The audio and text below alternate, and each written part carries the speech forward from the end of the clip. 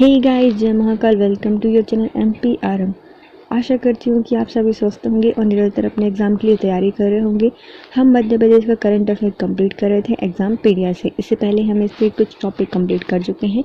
आज हम पढ़ने वाले हैं राजनीतिक घटनाक्रम, कैबिनेट निर्णय एवं प्रमुख समझौते। चलिए स्टार्ट करने से पहले यदि आपने हमारा चैनल सब्सक्राइब नहीं किया है तो चलिए पहले चैनल सब्सक्राइब कीजिए, वीडियो को लाइक कीजिए, कमेंट कीजिए, अपने प्यारे प्यारे फ्रेंड के साथ शेयर कीजिए। पहला टॉपिक है राजनीतिक घटनाक्रम। नवीन निर्मित 53वां जिला बना है मऊगंज। 53वां जिला कौन सा बन गया है? मऊगंज। प्रदेश के 53वें जिले के रूप में मऊगंज जिले के गठन की घोषणा मुख्यमंत्री शिवराज सिंह चौहान द्वारा 4 मार्च 2023 को की गई थी। इस नवीन निर्मित जिले का गठन रीवा के 3 तहसील मऊगंज, हनुमाना और नईगढ़ी को मिलाकर किया जाएगा।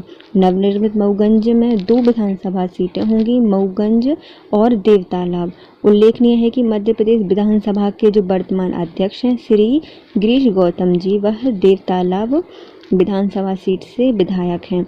मऊगंज जिले के गठन उपरांत रीवा जिले में 8 तहसील ही शेष बचेंगी। रीवा से कटकर ही बना है क्या मऊ। कितनी तहसीलें लेके गया है? 3 तहसील लेकर गया है। पहला मऊगंज, दूसरा हनुमाना और नईगढ़ी। मऊगंज जिले के गठन के उपरांत रीवा संभाग में 5 जिलों की संख्या रह जाएगी। तो रीवा, सतना, सीधी, सिंगरौली और मऊगंज। रीवा संभाग में कितने जिले हो जाएंगे? 5 जिले हो जाएंगे, रीवा, सतना, सीधी, सिंगरौली और मऊगंज। मऊगंज के पड़ोसी क्षेत्र देख लेते हैं। पूरब में सीधी और मिर्ज़ापुर उत्तर प्रदेश का टच होगा, पश्चिम में रीवा, दक्षिण में सीधी और उत्तर में रीवा प्रयागराज उत्तर प्रदेश टच होगा। कौन कौन से इसको स्पर्श करेंगे? पूर्व में सीधी और मिर्ज़ापुर, पश्चिम में रीवा, दक्षिण में सीधी और उत्तर में रीवा और प्रयागराज। दिल्ली के चाणकपुरी जिले में मध्य प्रदेश सरकार का सर्व सुविधा युक्त मध्य प्रदेश भवन का लोकार्पण 2 फरवरी 2023 को मुख्यमंत्री शिवराज सिंह चौहान द्वारा किया गया।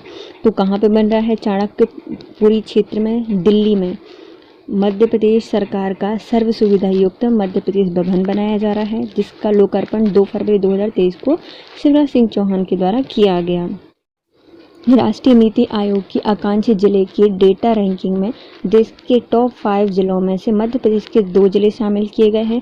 आयोग की ताज़ा डेटा रैंकिंग के मुताबिक बड़वानी ने दूसरा तो छतरपुर ने तीसरा स्थान पाया है। नीति आयोग 112 आकांक्षी जिलों का विभिन्न मापदंडों पर मूल्यांकन कर रहा है। मई 2022 की रैंकिंग में केवल छतरपुर था जो दूसरे स्थान पर था। इस बार छतरपुर तीसरे स्थान पर आया है। तो यह डेटा रैंकिंग किसने जारी की है? तो जो आकांक्षी जिलों की डेटा रैंकिंग है वह नीति आयोग के द्वारा जारी की गई है। इसमें जो टॉप 5 जिले हैं उनमें से मध्य प्रदेश के 2 जिलों का स्थान आया है। बड़वानी दूसरे स्थान पर और छतरपुर तीसरे स्थान पर आया है। पिछले साल 2022 में जब ये रैंकिंग आई थी तो छतरपुर दूसरे स्थान पर था, अब एक पायदान नीचे चला गया है।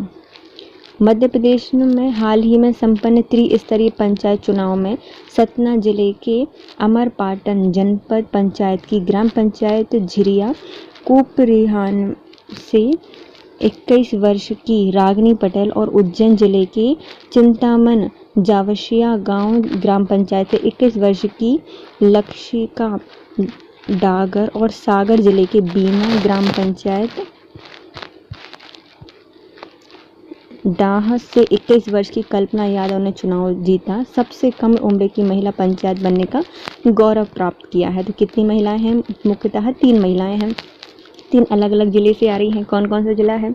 तो सतना जिले की जो ग्राम पंचायत झिरिया है वहाँ से रागिनी पटेल, झिरिया से रागिनी पटेल सतना जिले की। दूसरा है उज्जैन के जो चिंतामन जावशिया गांव है वहाँ से आई हैं लक्षिका डागर जी और सागर से आई हैं कल्पना जी। इन तीनों ने 21 वर्ष की आयु में पंचायत में चुनाव जीतकर महिला सरपंच बनने का गौरव हासिल किया है। देश की दूसरी सबसे बड़ी oil marketing company Bharat petroleum corporation limited ने मध्य प्रदेश के बीना स्थित अपनी सहायक refinery Bharat Oman refineries limited का अपने में विलय करने की घोषणा की है। तो जो ऑयल मार्केटिंग की कंपनी की सबसे बड़ी कंपनी है कौन सी? भारत पेट्रोलियम कॉरपोरेशन लिमिटेड ने मध्य प्रदेश में जो बीना में स्थित ऑयल रिफाइनरी है भारत ओमान रिफाइनरीज लिमिटेड को अपने विलय करने की घोषणा की है। लिटरेचर गेजेटियर बनने वाला भारत का पहला राज्य बन गया है मध्य प्रदेश। तो जो लिटरेचर गजेटियर है उसको बनाने वाला पहला राज्य बन गया है मध्य प्रदेश। देश में पहली बार मध्य प्रदेश के सभी 52 जिलों का लिटरेचर गजेटियर तैयार किया जाएगा। तो कितने जिलों का होगा? पूरे जितने जिले हैं तो 52 जिले हैं, उनका लिटरेचर गजेटियर तैयार किया जाएगा। पेपरलेस बनने वाला देश का पहला राज्य बना है मध्य प्रदेश। पेपरलेस बन गया है पूरा मध्य प्रदेश और ऐसा करने वाला यह पहला राज्य होगा। मध्य प्रदेश ने स्वास्थ्य सूचना प्लेटफॉर्म को पेपरलेस बनाकर महत्वपूर्ण योगदान दिया है। तो जितने भी स्वास्थ्य सूचनाएं हैं उनको क्या कर दिया है? एक प्लेटफॉर्म बनाया है और पेपरलेस पूरा काम हो गया है।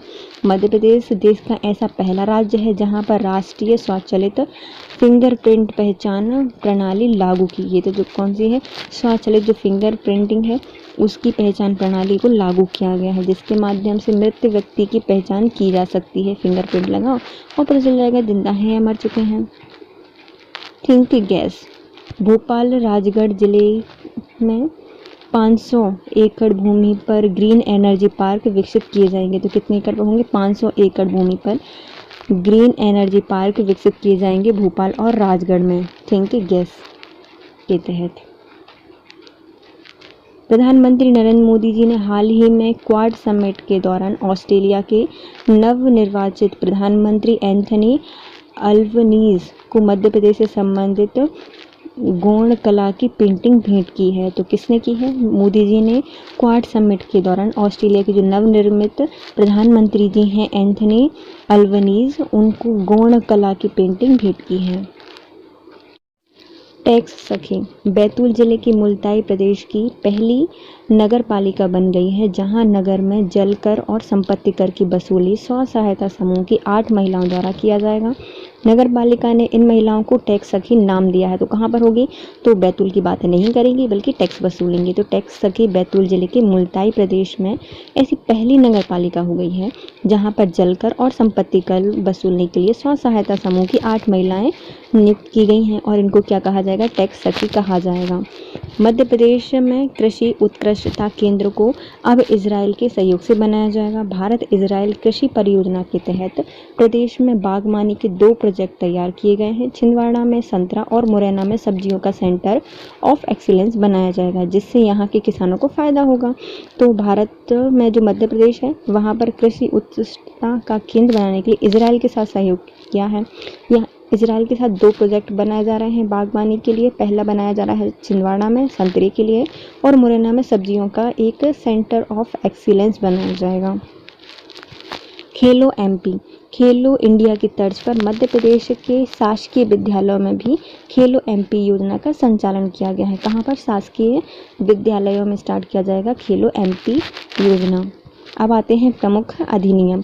मध्य प्रदेश नगर पालिका विधि संशोधन अध्यादेश 2022।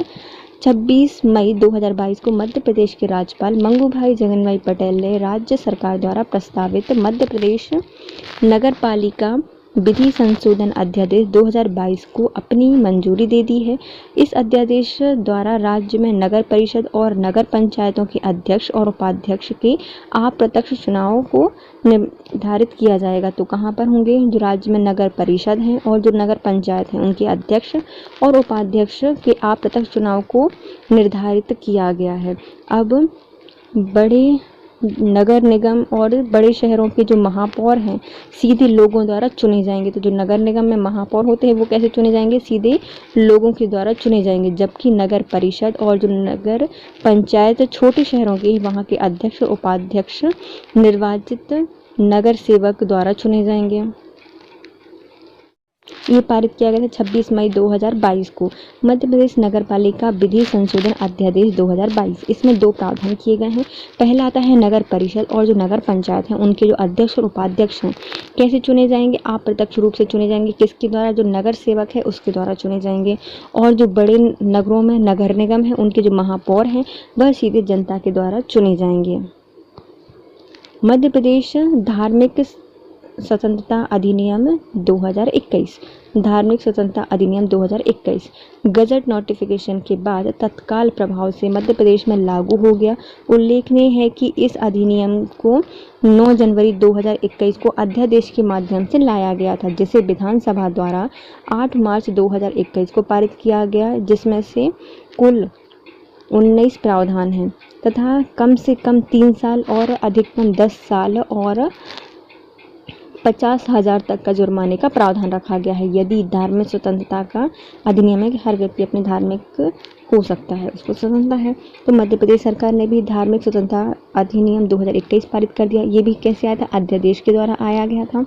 कब पारित किया गया था? तो इसको 9 जनवरी 2021 को अध्यादेश जारी किया गया। विधानसभा में इसको 8 मार्च 2021 को पारित किया। इसमें 19 प्रावधान किए गए हैं। इसमें कम से कम 3 वर्ष की सज़ा होगी और अधिकतम 10 साल की सज़ा होगी और 50,000 का जुर्माने का प्रावधान किया गया है। कितना? 50,000 का जुर्माना। मध्य प्रदेश लोक सेवा गारंटी अधिनियम 2010, तो मध्य प्रदेश लोक सेवा गारंटी अधिनियम 2010 पारित करने वाला देश का पहला राज्य बन गया है। अधिनियम के अंतर्गत जनवरी 2023 तक 48 विभागों की 696 सेवाओं को अधिसूचित किया जाएगा। तो कितनी हो रही हैं? तो कितने हैं? 48 विभाग हैं, उनकी 696 सेवाएं हैं, उनको अधिसूचित किया जाएगा। किसके तहत? मध्य प्रदेश लोक सेवा गारंटी अधिनियम 2010 के द्वारा। मध्य प्रदेश लोक एवं निजी संपत्ति के नुकसान का निवारण और वसूली विधेयक पारित किया गया है। तो जितनी भी निजी संपत्ति है और लोक संपत्ति है उसके नुकसान का निवारण और वसूली विधेयक पारित किया गया है। मध्य प्रदेश लोक एवं निजी संपत्ति को नुकसान का निवारण एवं नुकसान की वसूली विधेयक 2021 विधानसभा से पारित कर दिया गया है। आंदोलन, हड़ताल और बंद, दंगों, सांप्रदायिक या फिर अन्यथा लोक अशांति, अव्यापत्ति या उनके सामने गतिविधियों के नाम पर सार्वजनिक निजी संपत्ति को बड़े स्तर पर नुकसान पहुंचाने को सरकार ने गंभीरता से लिया है और संपत्ति को नुकसान पहुंचाने में संलग्न रहने वाले ऐसे लोगों से कानूनन राशि वसूल की जाएगी। तो यदि आपने दंगे में किसी का घर तोड़ा या किसी की संपत्ति को नुकसान पहुंचाया, तो यदि आप संदिग्ध हैं तो आपसे उस राशि की वसूली की जाएगी। ये विधेयक कब पारित किया गया है? तो मध्य प्रदेश सरकार ने लोक निजी संपत्ति के नुकसान का निवारण एवं वसूली विधेयक पारित कर दिया है 2021। अब आता है नेक्स्ट पैसा एक्ट। राष्ट्रपति द्रौपदी मुर्मू जी ने 15 नवंबर 2022 को शहडोल में जनजाति गौरव दिवस समारोह की मंच से नियमावली का विमोचन करके उन्होंने पैसा एक्ट लागू किया। पैसा एक्ट लागू करने वाला मध्य प्रदेश देश का 7वां राज्य बन गया है। इससे पहले 6 राज्य हिमाचल प्रदेश, आंध्र प्रदेश, तेलंगाना, राजस्थान, गुजरात, महाराष्ट्र ने पैसा कानून बनाए हैं। उद्देश्य आदिवासी बाहुल्य क्षेत्र में स्वशासन को मजबूती दिया जाएगी। वर्ष 1995 में भूरिया समिति की सिफारिश के बाद भारत में अनुसूचित क्षेत्रों में रहने वाले लोगों हेतु आदिवासी स्वशासन सुनिश्चित करने के लिए पैसा अधिनियम 1996 अस्तित्व में आया था। संविधान के भाग 9 के अंतर्गत अनुसूचित क्षेत्रों में विशिष्ट पंचायत व्यवस्था लागू करने के लिए भी पंचायत अनुसूचित क्षेत्र का विस्तार अधिनियम 1996 बनाया गया। इस अधिनियम को 24 दिसंबर 1996 को राष्ट्रपति द्वारा अनुमोदित किया गया था। कब किया गया था अनुमोदित? 24 दिसंबर 1996 को राष्ट्रपति द्वारा अनुमोदित किया गया था। चलिए हम देखते हैं पैसा एक्ट को फिर से।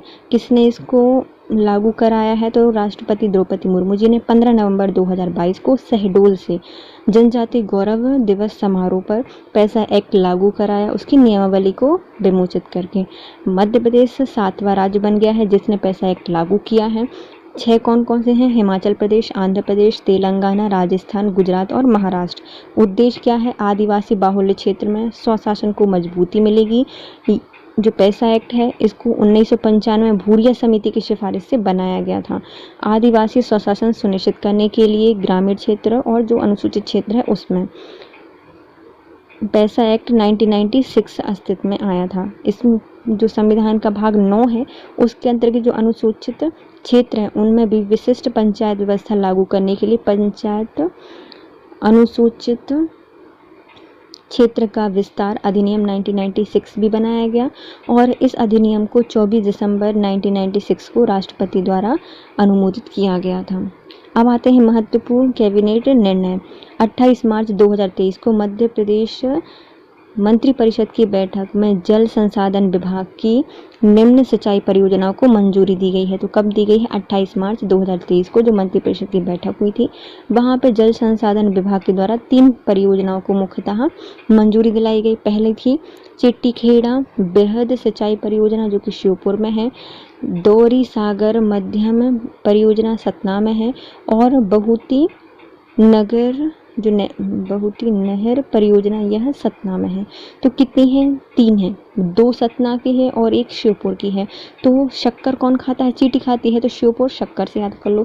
तो चींटीखेड़ा बृहद सिंचाई परियोजना है तो श्योपुर से संबंधित है और दौड़ी तो बहु दौड़ रही है, क्यों? क्योंकि साथ सता रही होगी। तो बहुटी परियोजना और दौरी सागर मध्यम परियोजना ये दोनों ही सतना से संबंधित हैं। नेक्स्ट आती है स्वराज नीति 2023 का मंत्रिपरिषद द्वारा अनुमोदन किया गया है। स्वराज नीति 2023 का मंत्रिपरिषद द्वारा अनुमोदन किया गया है। 7 फरवरी 2023 को शासकीय भूमियों को अतिक्रमण से मुक्त कराने के लिए उपलब्ध भूमि पर आवासहीन आर्थिक रूप से कमजोर वर्ग EWS के लिए आवास निर्माण के लिए स्वराज निधि 2023 का मंत्रिपरिषद द्वारा अनुमोदन किया गया है। तो स्वराज योजना क्या है? इसको मंत्रिपरिषद द्वारा अनुमोदन कर दिया गया है। कब? 7 फरवरी 2023 को। इसमें जो शासकीय भूमि है उसको अतिक्रमण से मुक्त कराने के लिए उपलब्ध भूमि पर आवासहीन आर्थिक रूप से कमजोर वर्ग के जो EWS के व्यक्ति हैं उनको आवास निर्माण करने के लिए स्वराज नीति 2023 को मंत्रिपरिषद में पारित कर दिया गया है। केंद्र सरकार ने देश के 7 राज्यों में PM मित्र मेगा टेक्सटाइल पार्क को मंजूरी दी है। इनमें से मध्य प्रदेश में धार जिले में भी स्थापित करने का निर्णय लिया है। तो कितने राज्यों में? 7 राज्यों में बनेगी मध्य प्रदेश मित्र mega textile park. Madhya Pradesh के धार जिले में भी बनाया जाएगा। नगर पालिका और नगर परिषद के अध्यक्ष पद के लिए आयु सीमा 25 से घटाकर 21 कर दी है। यदि नगर पालिका का अध्यक्ष बनना है या फिर नगर परिषद का अध्यक्ष बनना है तो उसके लिए जो आयु थी उसकी सीमा 25 से घटाकर कितनी कर दी? 21 वर्ष कर दी है। मध्य प्रदेश सरकार ने मध्य प्रदेश नगर पालिका विधि में अध्यक्ष की पात्रता आयु में संशोधन करने का निर्णय लिया है, जिसके लिए अध्यादेश का प्रारूप मुख्यमंत्री शिवराज सिंह चौहान ने अनुमोदन से राज्यपाल मंगूभाई पटेल को अनुमति के लिए भेज दिया। जब अध्यक्ष का प्रत्यक्ष प्रणाली से होता था तब अध्यक्ष पद के लिए पात्रता 25 वर्ष थी, इससे अधिक तय की गई थी। लेकिन अब नगर पालिका और नगर परिषद के अध्यक्ष का चुनाव अप्रत्यक्ष रूप से होगा, यानी पार्षदों के माध्यम से इनका निर्वाचन कराया जाएगा। इसलिए अध्यक्ष की जो आयु है उसमें संशोधन कर दिया गया है और पार्षद पद की आयु की जो सीमा है वह 21 वर्ष कर दी गई है। तो पहले जब इनका चुनाव अप्रत्यक्ष रूप से होता था, किसका? नगर पालिका और जो नगर परिषद हैं उनके अध्यक्षों का चुनाव कैसे होता था? अप्रत्यक्ष रूप से होता था। तो 25 वर्ष की आयु थी, लेकिन अब अप्रत्यक्ष रूप से होगा किनके द्वारा? पार्षदों के द्वारा। इसलिए इनकी आयु कैसे कर दी गई है? कम करके 21 वर्ष कर दी गई है। सेतु बंधन योजना में मध्य प्रदेश के लिए 4 विकास परियोजनाओं को मंजूरी दी गई है। किसमें? सेतु बंधन योजना के तहत मध्य प्रदेश की 4 विकास परियोजनाओं को मंजूरी दी गई है। 17 जनवरी 2023 को मध्य प्रदेश लोक निर्माण मंत्री गोपाल भार्गव ने बताया कि केंद्रीय सड़क परिवहन एवं राजमार्ग मंत्रालय ने सेतु बंधन योजना में मध्य प्रदेश के लिए 4 महत्वपूर्ण विकास परियोजनाओं को मंजूरी दी है। यह विकास परियोजनाएं भोपाल, सिवनी और ग्वालियर के लिए हैं। तो सेतु बंधन योजना, इसमें कितनी योजनाओं पर काम किया जाएगा? मुख्यतः 4 विकास परियोजनाएं लागू की गई हैं।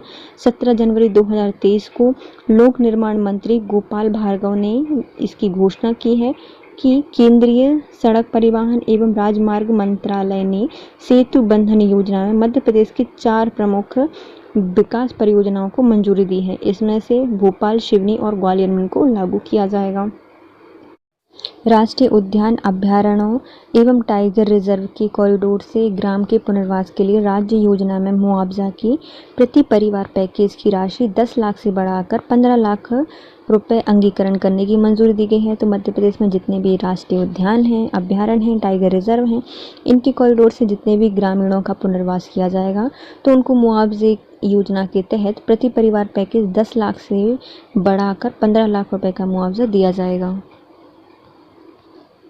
कैबिनेट बैठक में रीवा में एयरपोर्ट बनाने का निर्णय लिया है। तो रीवा में क्या बनेगा, एक और एयरपोर्ट बनाने की घोषणा की गई है। मंडला जिले में बैगा समुदाय को हैबिटेट राइट्स देने का निर्णय प्रदेश सरकार के द्वारा किया गया है। जो बैगा समुदाय है कहाँ पर, मंडला में, उनको हैबिटेट राइट्स दिए जाएंगे।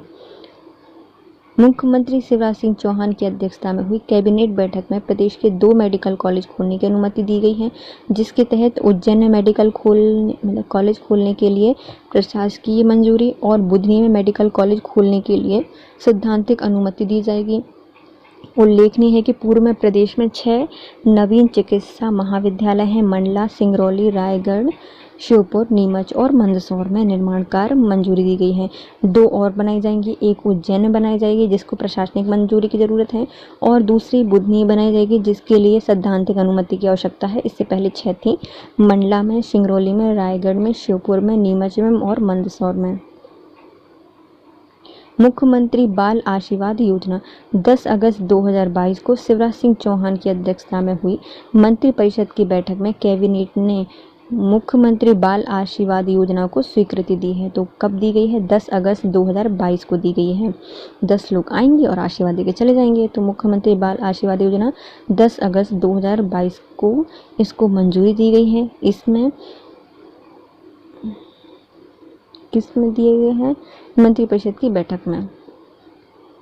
भोपाल में पुलिस चिकित्सालय, मुख्यमंत्री श्री शिवराज सिंह चौहान की अध्यक्षता में मंत्रिपरिषद की बैठक में 23वीं और 25वीं वाहिनी विश्वल भोपाल परिषद में 50 बेड का सर्व सुविधा युक्त पुलिस चिकित्सालय बनाए जाने का कार्य योजना को स्वीकृति प्रदान की गई है। तो कहाँ पर, भोपाल में पुलिस चिकित्सालय बनाया जाएगा। शिवराज सिंह चौहान की अध्यक्षता में मंत्रिपरिषद की बैठक में 23वीं और 25वीं वाहिनी विश्वल भोपाल परिषद में 50 बेड का सर्व सुविधा युक्त पुलिस चिकित्सालय बनाए जाने का कार्य योजना को स्वीकृति दी गई है। मुख्यमंत्री शिवराज सिंह चौहान की अध्यक्षता में हुई कैबिनेट बैठक में दतिया जिले में मोटर ट्रांसपोर्ट स्कूल की स्थापना करने का निर्णय लिया है। कहाँ पर, शिवराज सिंह चौहान की अध्यक्षता में हुई जो कैबिनेट की बैठक है, इसमें दतिया जिले में मोटर ट्रांसपोर्ट स्कूल की स्थापना के लिए निर्णय लिया गया है। 6 सितंबर 2022 को मध्य प्रदेश के मुख्यमंत्री शिवराज सिंह चौहान की अध्यक्षता में हुई बैठक में मंत्रिपरिषद ने अनुसूचित जनजाति वर्ग के युवाओं को स्वरोजगार और अधिक अवसर प्रदान करने के लिए 3 योजनाओं को स्वीकृति प्रदान की है। इसमें भगवान बिरसा मुंडा स्वरोजगार योजना, टाटिया मामा आर्थिक कल्याण योजना और मुख्यमंत्री अनुसूचित जनजाति विशेष परियोजना वित्त पोषण योजना लागू की गई है। तो मध्य प्रदेश में कितनी योजनाएं लागू की जाएंगी, मुख्यतः 3 योजनाएं होंगी जो कि युवाओं को स्वरोजगार देने के लिए होंगी जनजाति वर्ग में, जिससे उनको अधिक अवसर प्रदान किए जाएंगे। कौन कौन सी योजना है, पहली है भगवान बिरसा मुंडा स्वरोजगार योजना, दूसरी है टाटिया मामा आर्थिक कल्याण योजना, तीसरी है मुख्यमंत्री अनुसूचित जनजाति विशेष परियोजना वित्त पोषण योजना। मुख्यमंत्री नारी सम्मान कोष का गठन 10 अगस्त 2022 को मुख्यमंत्री शिवराज सिंह चौहान की अध्यक्षता में हुई मंत्रिपरिषद की बैठक में महिलाओं के सशक्तिकरण के लिए मुख्यमंत्री नारी सम्मान कोष के गठन और मुख्यमंत्री उद्यम शक्ति योजना लागू करने का निर्णय लिया गया है। तो जो मुख्यमंत्री नारी सम्मान कोष है उसका गठन किया गया है मध्य प्रदेश में 10 अगस्त 2022 को महिलाओं के सशक्तिकरण के लिए। मध्य प्रदेश में मुख्यमंत्री नारी सम्मान कोष का गठन किया है और मुख्यमंत्री उद्यम शक्ति योजना लागू की गई है। अब आते हैं प्रमुख नवनिर्मित नीतियाँ। नवाचार संचालित उद्यमशीलता संस्कृति को बढ़ावा देने और नवाचार की भावना को विकसित करने के लिए प्रदेश ने मध्य प्रदेश स्टार्टअप नीति 2022 लॉन्च की है। इसका शुभारंभ 13 मई 2023 को इंदौर में किया गया था। तो कौन सा है? नवाचार संचालित उद्यमशीलता संस्कृति को बढ़ावा देने के लिए, नवाचार की भावना को विकसित करने के लिए शासन ने मध्य प्रदेश स्टार्टअप योजना या मध्य प्रदेश स्टार्टअप नीति 2022 को लॉन्च किया है और इसका शुभारंभ 13 मई 2022 को इंदौर से किया गया। प्रदेश के जल संसाधनों के संरक्षण, भंडारण और प्रबंधन एवं नियंत्रण हेतु वर्तमान मध्य प्रदेश राज्य जल नीति 2003 में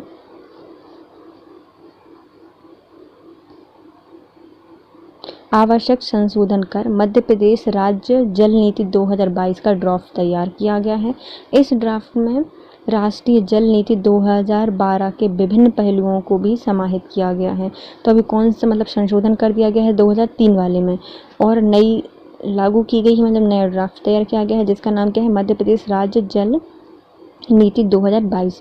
इसमें जो राष्ट्रीय जल नीति 2012 थे उसके भी पहलू इसमें समाहित किए गए हैं। राज्य ने बाजार की पहल और व्यावसायिक पारिस्थितिकी तंत्र के संरेखण द्वारा सौर क्षमता का दोहन करने के लिए नवीकरणीय ऊर्जा नीति 2022 प्रस्तुत की है। तो राज्य में बाजार की पहल और जो व्यावसायिक परिस्थितियाँ हैं उसके तंत्र के संरेखण द्वारा सौर क्षमता का दोहन करने के लिए नवीकरणीय ऊर्जा नीति 2022 का प्रस्तुत की है। मध्य प्रदेश सरकार के द्वारा पुनः घनत्वीकरण रीडेसिफिकेशन नीति 2022 लागू की गई है, जिसके अनुसार शहरी क्षेत्र में स्थित पुराने जीर्ण शीर्ण कार्यालयों की भूमि को संशोधन के रूप में प्रयोग करते हुए मध्य प्रदेश की शासन की आवश्यकता अनुसार एवं भविष्य की मांग के आधार पर नए आधुनिक कार्यालय आदि अधोसंरचना का निर्माण निजी जन भागीदारी से बगैर शासकीय कोष का उपयोग करते हुए कराया जा रहा है। तो इसमें जो जीर्ण शीर्ण कार्यालय हो गए हैं उनकी भूमि को संशोधन करके क्या किया जाएगा? आवश्यकता अनुसार भविष्य की मांग को देखते हुए आधुनिक कार्यालय बनाए जाएंगे और इसके लिए जो शासकीय कोष है उसका प्रयोग नहीं किया जाएगा बल्कि जन भागीदारी से बनाया जाएगा। इसका नाम क्या है? मध्य प्रदेश शासन के द्वारा पुनर्घनत्वीकरण या फिर रीडेसिफिकेशन नीति 2022 लागू की गई है। मध्य प्रदेश में इथेनॉल सम्मिश्रण संयंत्र की स्थापना को प्रोत्साहित करने के लिए इथेनॉल और जैव ईंधन उत्पादन को बढ़ावा देने के लिए योजना 2021 शुरू की गई है। शासन का उद्देश्य वर्ष 2022 तक पेट्रोल के साथ फ्यूल ग्रेड इथेनॉल के 10% सम्मिश्रण और वर्ष 2025 तक 20% के राष्ट्रीय लक्ष्य की योजना बनाई है। तो मध्य प्रदेश में इथेनॉल सम्मिश्रण संयंत्रों की स्थापना को प्रोत्साहन करने के लिए इथेनॉल और जैव ईंधन उत्पादन को बढ़ावा देने के लिए योजना 2021 को मंजूरी दी गई है। इसमें शासन के द्वारा वर्ष 2022 तक पेट्रोल के साथ फ्यूल ग्रेड इथेनॉल के 10% मिश्रण और 2025 तक 20% के राष्ट्रीय लक्ष्य में योगदान करना है। 13 दिसंबर 2022 को शिवराज सिंह चौहान की अध्यक्षता में हुई मंत्रिपरिषद की बैठक में मंत्रिपरिषद ने प्रदेश में विज्ञान प्रौद्योगिकी और नवाचार से संबंधित प्रथम नीति का अनुमोदन किया है। कब? 13 दिसंबर को श्री शिवराज सिंह चौहान जी की अध्यक्षता में मंत्रिपरिषद की बैठक में मंत्रिपरिषद ने प्रदेश में विज्ञान प्रौद्योगिकी एवं नवाचार से संबंधित प्रथम नीति अनुमोदित की है। निवेश आकर्षित करने और प्रोत्साहन प्रदान करने, एमएसएमई को वित्तीय सहायता प्रदान करने के लिए शासन ने एमएसएमई विकास नीति 2021 औद्योगिक संवर्धन नीति 2021 तैयार की है। तो निवेश को आकर्षित करने के लिए, प्रोत्साहन को प्रदान करने के लिए, एमएसएमई को वित्तीय सहायता प्रदान करने के लिए शासन ने एमएसएमई विकास नीति 2021 को औद्योगिक संवर्धन नीति 2021 तैयार की है। प्रदेश की पहली सुसाइड प्रिवेंशन पॉलिसी आत्महत्या रोकथाम नीति लागू करने जा रहा है मध्य प्रदेश। देश की पहली सुसाइड प्रिवेंशन पॉलिसी लागू करने वाला पहला राज्य बन जाएगा। मध्य प्रदेश पोषण नीति 2022 लागू करने के लिए की गई है। उल्लेखनीय है कि श्योपुर जिले को कुपोषण नियंत्रण हेतु राष्ट्रीय पुरस्कार प्रदान करने की घोषणा की गई है। तो मध्य प्रदेश में मध्य प्रदेश पोषण नीति 2022 लागू की गई थी, जिसमें श्योपुर जिले को कुपोषण नियंत्रण करने के लिए राष्ट्रीय पुरस्कार प्रदान करने की घोषणा की गई है। मध्य प्रदेश में टावर पॉलिसी स्टार्ट की गई है। तो 19 साल के बच्चे होते हैं वो टावर पर चढ़ जाते हैं और बसंती बसंती चिल्लाते रहते हैं टाइप। तो मध्य प्रदेश टावर पॉलिसी 2020 को। Madhya Pradesh special data infrastructure नीति 2014 को आई है। तो हमारे जैसे मोदी जी की सरकार आई, हमारा स्पेशल डेटा इंफ्रास्ट्रक्चर अच्छा होने लगा, तो 2014 को इसकी शुरुआत की गई है। Madhya Pradesh special data infrastructure नीति 2014।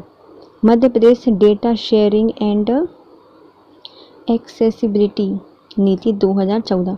मोदी जी डेटा इंफ्रास्ट्रक्चर अच्छा हुआ तो हमने क्या किया, डेटा शेयर किया और उसकी एक्सेसिबिलिटी ज़्यादा हो गई। तो मध्य प्रदेश डेटा शेयरिंग एवं एक्सेसिबिलिटी नीति 2014 को आई है। मध्य प्रदेश शासन की ईमेल नीति भी, अब डेटा अच्छा है, इंफ्रास्ट्रक्चर अच्छा है, डेटा शेयर हो रहा है, एक्सेसिबिलिटी ज़्यादा है, तो हम ईमेल भेजेंगे। तो 2014 में ही तीनों नीतियाँ आई हैं। कौन कौन सी? पहले आती है मध्य प्रदेश ईमेल नीति, Madhya Pradesh special data infrastructure नीति और मध्य प्रदेश डेटा शेयरिंग एवं एक्सेसिबिलिटी नीति 2014। मध्य प्रदेश युवा नीति 2023। तो युवाओं की उन्नति के लिए प्रमुख घोषणा की गई है। मध्य प्रदेश युवा नीति 2023 की घोषणा की गई है युवाओं की उन्नति के लिए। बेरोजगार युवाओं के लिए मुख्यमंत्री युवा कौशल कमाई योजना की घोषणा। ट्रेनिंग के दौरान युवाओं को मिलेगी प्रति माह 8,000 रुपये। 1 जून से रजिस्ट्रेशन स्टार्ट हो जाएंगे और 1 जुलाई से मिलेगी राशि। तो इसमें क्या है, जो बेरोजगार युवा हैं वह मुख्यमंत्री युवा कौशल कमाई योजना में ट्रेनिंग ले सकते हैं और प्रति माह 8,000 रुपये मिलेंगे उनको। 1 जून से रजिस्ट्रेशन हो जाएंगे और 1 जुलाई से उनको राशि मिलना स्टार्ट हो जाएगी।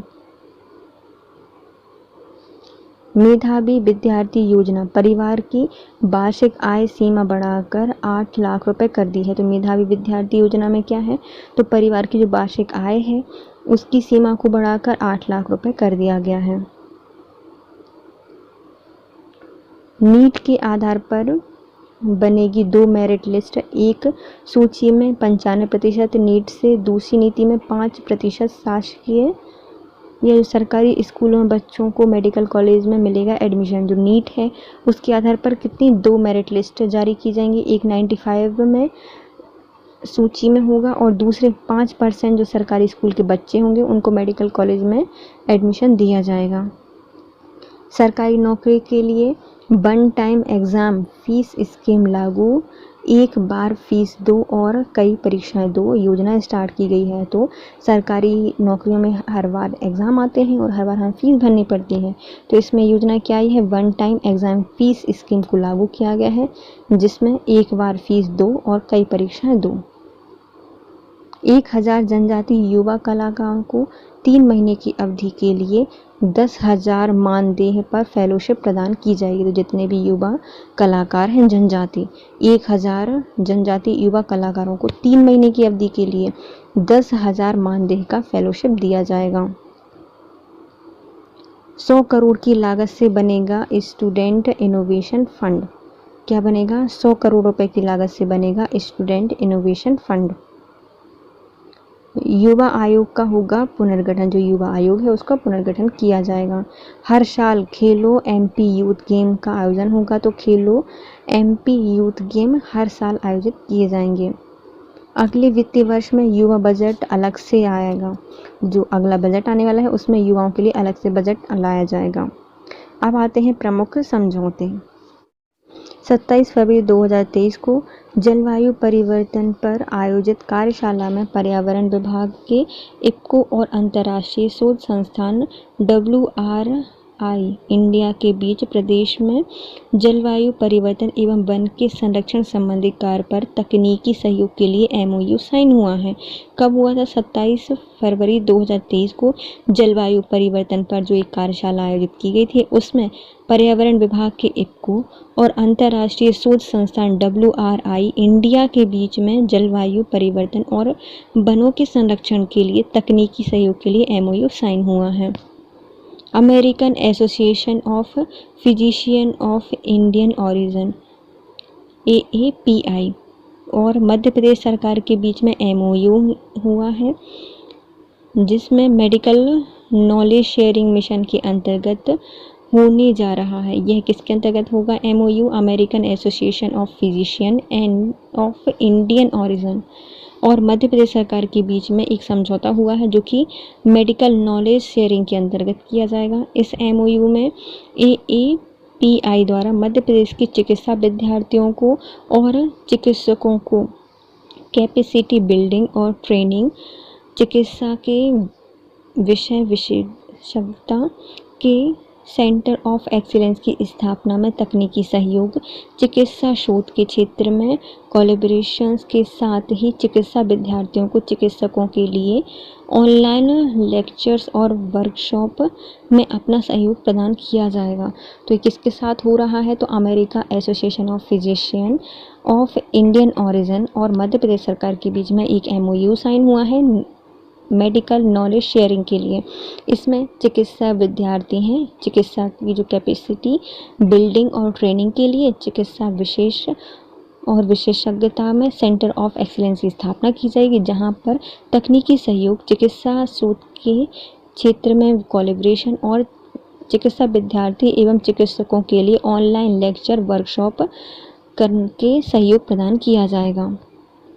Rewa ultra mega solar plant 14 जनवरी 2023 को Rewa ultra mega solar limited को नवीकरणीय ऊर्जा परियोजना के लिए रूरल इलेक्ट्रिफिकेशन कॉरपोरेशन REC द्वारा 1000 करोड़ रुपए की वित्तीय सहायता उपलब्ध कराने हेतु करार किया गया है। तो किसके बीच में?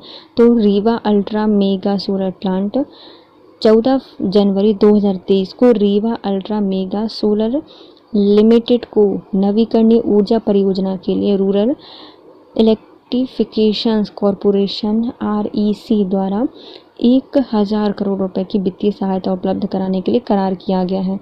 प्रदेश का लक्ष्य है कि वित्तीय वर्ष 2022 तक नवीकरणीय स्रोतों के माध्यम में अपनी आवश्यकता वाली बिजली का 20%, वित्त वर्ष 2027 तक 30% और वित्त वर्ष 2030 तक 50% उत्पादन करने का लक्ष्य रखा गया है।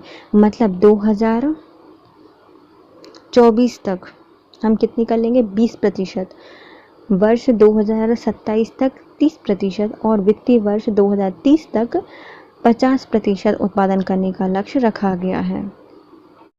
IIM इंदौर ने पुलिस की कार्यशैली में सुधार लाने के लिए शॉर्ट मॉडल स्टार्ट किया है। तो किसके लिए? पुलिस की जो कार्यशैली है उस सुधार करने के लिए शॉर्ट मॉडल स्टार्ट किया है IIM इंदौर ने। IIM इंदौर ने पुलिस की कार्यशैली में सुधार करने के लिए पुलिस वालों पर किए शोध के आधार पर 4 बिंदुओं वाला एक्शन प्लान शॉर्ट को बनाया है। कितने? 4 बिंदु हो गए एक्शन प्लान शॉर्ट में। इससे शहर में बीट पुलिसिंग लागू हो सकेगी और इस मॉडल को देश भर के अन्य शहरों में भी लागू किया जाएगा। तो शॉर्ट का फुल फॉर्म क्या है? S for system, H for human resource, O for operation and T for technology. इसको किसके द्वारा स्टार्ट किया गया? IIM इंदौर के द्वारा पुलिस कार्यशैली को ठीक करने के लिए या फिर उसमें सुधार करने के लिए एक्शन प्लान शॉर्ट को स्टार्ट किया गया है। इसका फुल फॉर्म है शॉर्ट का system, human resource, operation and technology.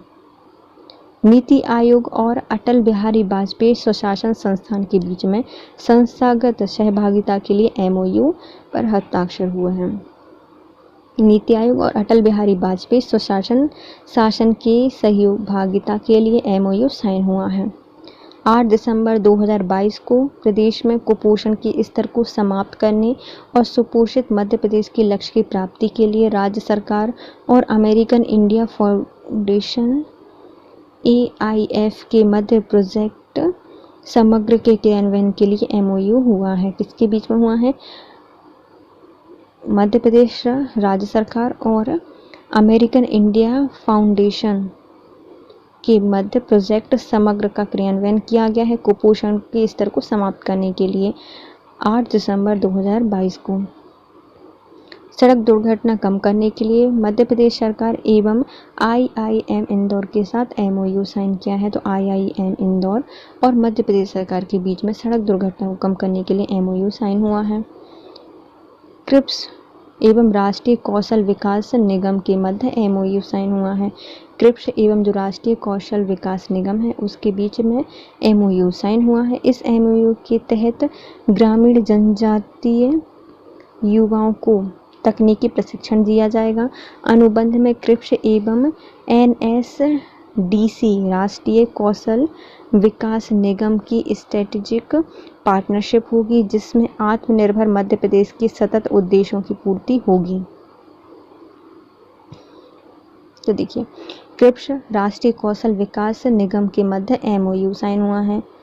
इस MOU के तहत ग्रामीण जनजातीय युवाओं को तकनीकी प्रशिक्षण दिया जाएगा।